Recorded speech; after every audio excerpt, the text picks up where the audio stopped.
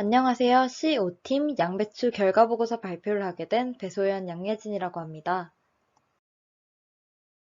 프로젝트 정의부터 현장 실습 내용, 현 시대에 맞는 스타일링 제안, 그리고 팀 내 자체 평가를 하며 발표를 마치도록 하겠습니다. 첫 번째로 프로젝트 정의는 저희가 실무를 나가기 전 각오를 다지고 사전 스터디를 하는 단계입니다.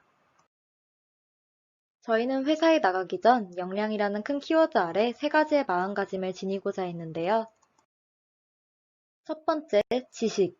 스타일링 회사에 가는 만큼 그 소중한 기회를 놓치지 않고 가구, 패브릭, 조명, 색 조합 등을 직접 보고 특징을 파악하고자 합니다. 두 번째, 기술. 많은 것을 봄으로써 공간에 대한 안목을 키우고 나만의 확고한 취향을 갖고자 합니다. 세 번째, 태도. 컨셉에 알맞는 스타일링을 시도해보려는 노력과 여러 경험을 하려는 자세가 필요로 함을 인지하고 이를 마음속에 품고자 합니다. 이 세 가지의 역량들을 키우는 것을 바탕으로 최종적으로 저희는 2020 트렌드에 맞는 뉴 쇼룸 디자인 제안을 하고자 합니다. 그리고 저희는 실무에 나가기 전 사전조사로 현재 트렌드를 함께 파악해 보았는데요. 2020 주거 공간 트렌드 키워드는 바로 올인룸입니다. 올인룸이란 내 집 또는 내 방에서 일하고 쇼핑하고 즐기고 운동하는 등 모든 일상생활이 가능한 만능 공간으로 삼는 현상을 일컫는 말입니다. 트렌드에 발맞춰 가구, 가전, 뷰티 등 유통업계에서도 소비자들이 자신의 공간을 휴식은 물론 라이프 스타일에 따른 취미 활동을 할 수 있도록 도와주는 다양한 신제품들까지 선보이고 있습니다. 올인룸이 성장하고 있는 배경으로는 1인 가구 증가와 코로나19 사태로 지속적으로 증가하는 재택근무를 들 수 있습니다. 이처럼 현대인들은 집이라는 개념에서 벗어나 하나의 공간에 다양한 목적을 담아내고 싶어하는 니즈를 갖고 있습니다. 다음으로는 저희가 가게 될 A컬러스 회사에 대한 사전조사 내용입니다. A컬러스는 한샘 전문 VMD를 도맡아 하고 있으며 모던한 분위기의 아이템부터 키치하고 빈티지한 아이템까지 고루 갖춘 리빙 편집샵입니다. A컬러스의 쇼룸은 실제 주택처럼 거실, 주방, 다이닝룸, 아이방, 서재로 꾸민 공간에 덩치 큰 가구부터 자잘한 소품까지 두루 놓여 있어 우리가 흔히 볼 수 있는 공간이라 친근한 느낌이 듭니다. 해외 리빙 브랜드와 국내 리빙 브랜드를 판매하고 있으며 더불어 A컬러스 자체 제작 북유럽풍 디자인의 쿠션까지 판매하고 있습니다. 그리고 사전조사를 하던 중 정윤재 대표님께서 하신 말씀을 발견하게 됐는데 이를 통해 내 스타일에 맞게 시도해보려는 노력과 많은 경험을 통해 공간에 대한 안목을 키우고 자신만의 취향을 확고히 다진 스타일링을 해야 함을 깨닫게 됐습니다. 저희는 실무에 나가기 전 실제 실무자들의 조언과 노하우를 듣고 우리의 최종 목표인 디자인 제안에 좀 더 올바른 방향으로 다가서기 위해 사전 인터뷰 준비도 함께 진행해 보았습니다. 두 번째로 현장 실습 내용입니다. 저희가 가서 한 업무들의 상세 내용들과 이를 통해 느낀 점들을 담아낸 단계입니다. 저희는 10월 28일 단정한 복장을 차려입은 채 안성 스타필드 2층 한샘 디자인파크로 첫 출근을 했으며 이곳은 11월 12일 실제로 오픈 예정인 공사 현장이었습니다. 저희가 처음으로 한 업무는 박스 안에 있는 옷걸이 분류와 옷 정리였는데요. 포장지를 모두 뜯어내고 옷걸이에 옷을 거는 업무를 진행했습니다.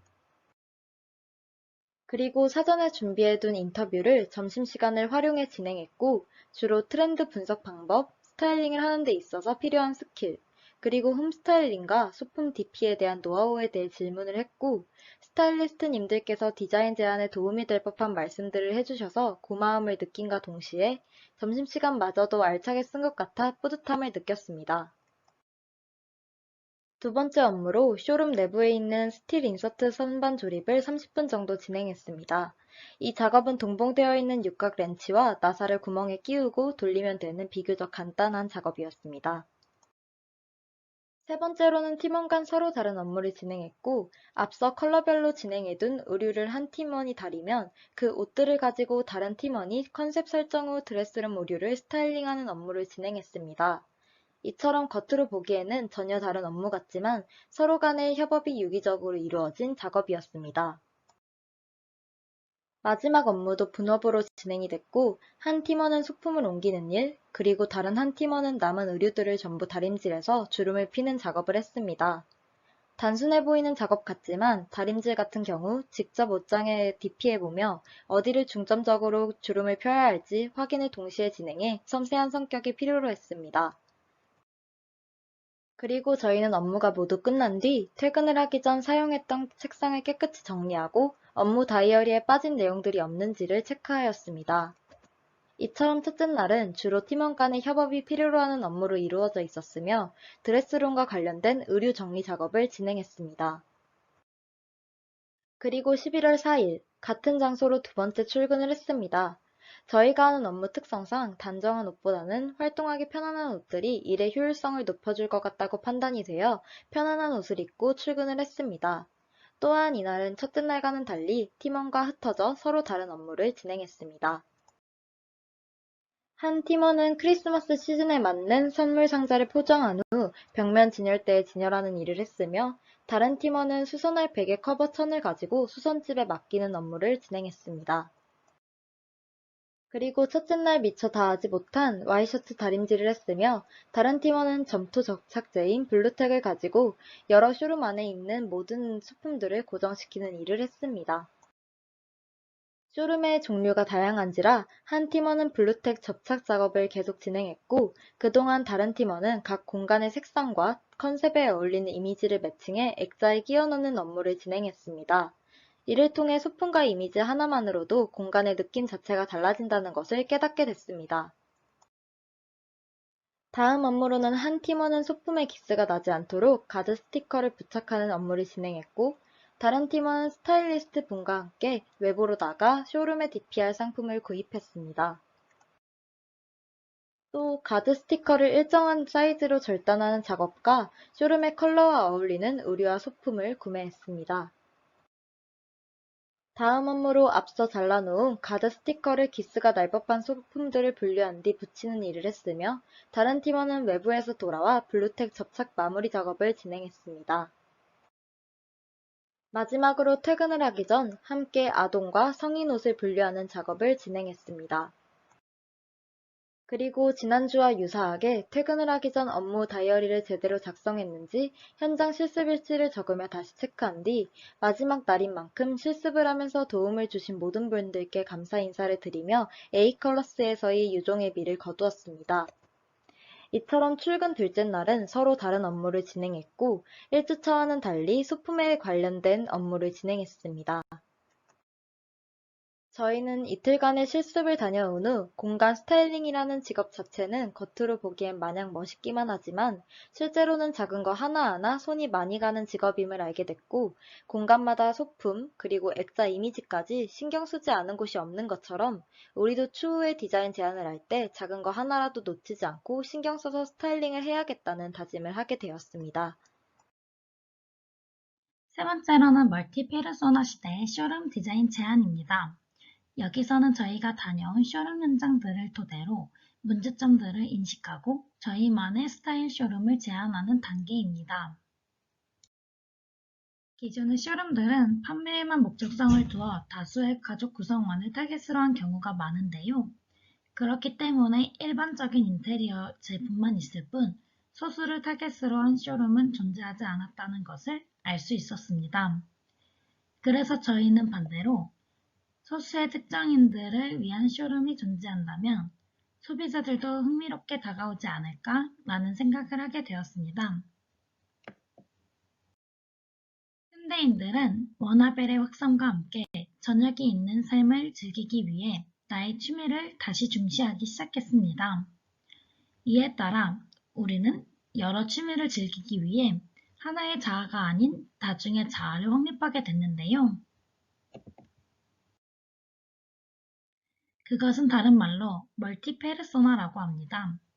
멀티페르소나란 가상 공간에서 정체성, 사회적 역할, 성별 연령 등 상관없이 탈육체화된 자아 생성이 가능하기에 복수의 자아를 생성하고 또 활동하는 것을 의미합니다.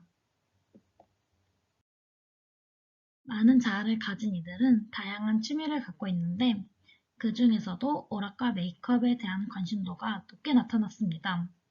그렇게 해서 저희는 성별 관심 분야 안에서 가장 활동률이 높은 취미 공동체인 오락과 메이크업에 관련된 쇼룸을 제안해 보고자 합니다.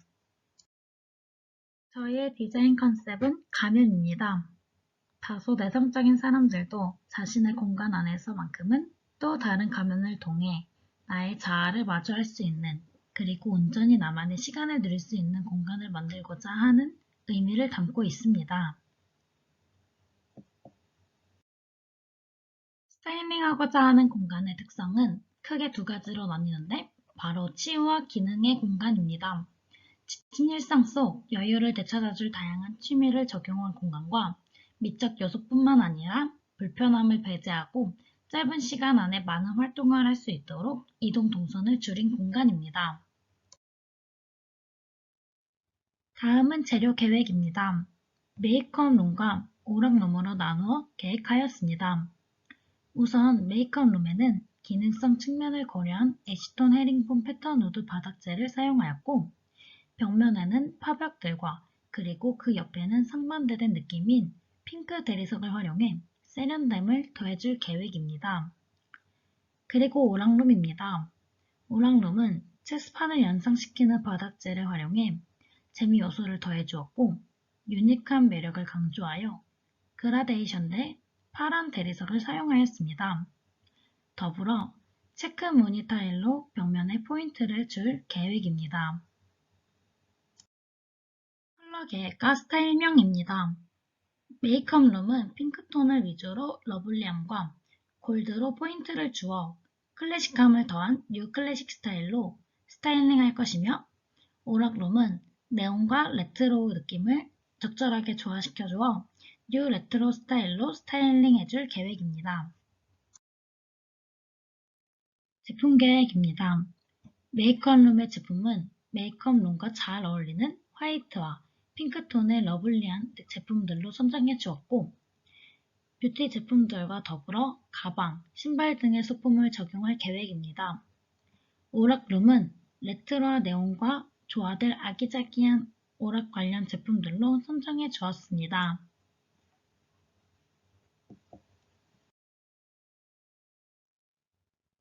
다음으로는 디자인 제안입니다. 사람은 평범할지 몰라도 그 삶의 이야기는 언제나 특별합니다. 그래서 일상에서 벗어나 자아 실현을 한 공간을 통해 저희는 현대인들에게 더 기쁜, 더 행복한 이야기를 담고자 합니다.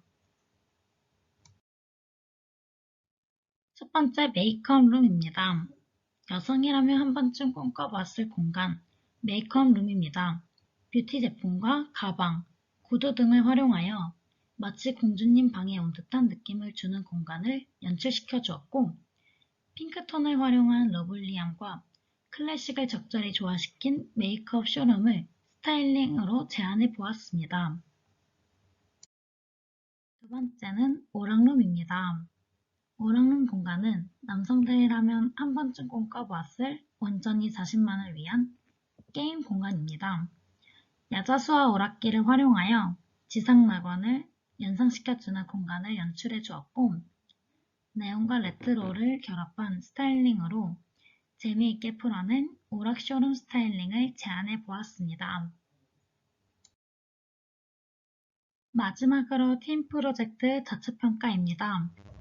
타인이 아닌 자신에게 받는 평가를 통해 내가 잘한 부분에 대해서는 칭찬을 하고, 부족한 점에 대해서는 깊이 반성하고 다음에 더 개선하고자 마음다짐을 갖는 단계입니다. 우수한 점입니다. 팀장 배수연은 계획적인 성격 덕에 스케줄 관리를 잘 하였으며, 짧은 시간이었지만 프로젝트에 최선을 다해 진심으로 임하였던 점을 스스로 칭찬해주고 싶다고 하였습니다. 그리고 팀원 양예진은 밝은 성격 덕에 웃음을 잃지 않고 직원분들에게 먼저 인사를 하며 대인관계를 유지하였으며, 프로젝트를 할 때 모르는 부분은 적극적으로 질문하여 배우려는 자세를 임하였던 점을 칭찬해주고 싶다고 하였습니다. 다음 부족한 점입니다. 팀장 배소영과 팀원 양예진은 프로젝트에 최선을 다해 성실히 임하였지만 경험이 부족한 탓에 큰 도움이 되어주지 못해 아쉬운 마음이 든다고 하였습니다. 그래서 다음 실무 때에는 능력을 향상시켜 발전한 나의 모습으로 프로젝트에 큰 도움을 주고 싶다고 하였습니다. 느낀 점 및 나의 이야기입니다. 먼저 팀장 배수연은 인테리어 스타일리스트라는 직업에 대해 구체적으로 알아갈 수 있어 행복하였고, 전문적인 지식과 다방면의 경험이 필요로 한다는 사실을 깨닫게 되었습니다.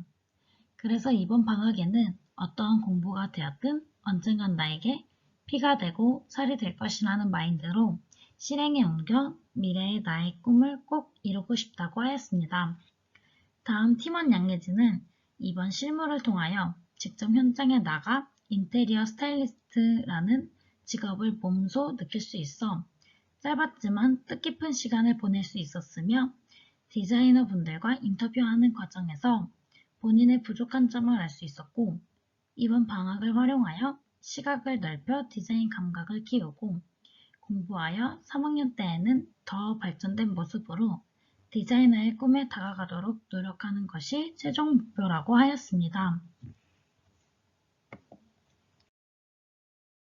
이상 발표를 마치도록 하겠습니다. 감사합니다.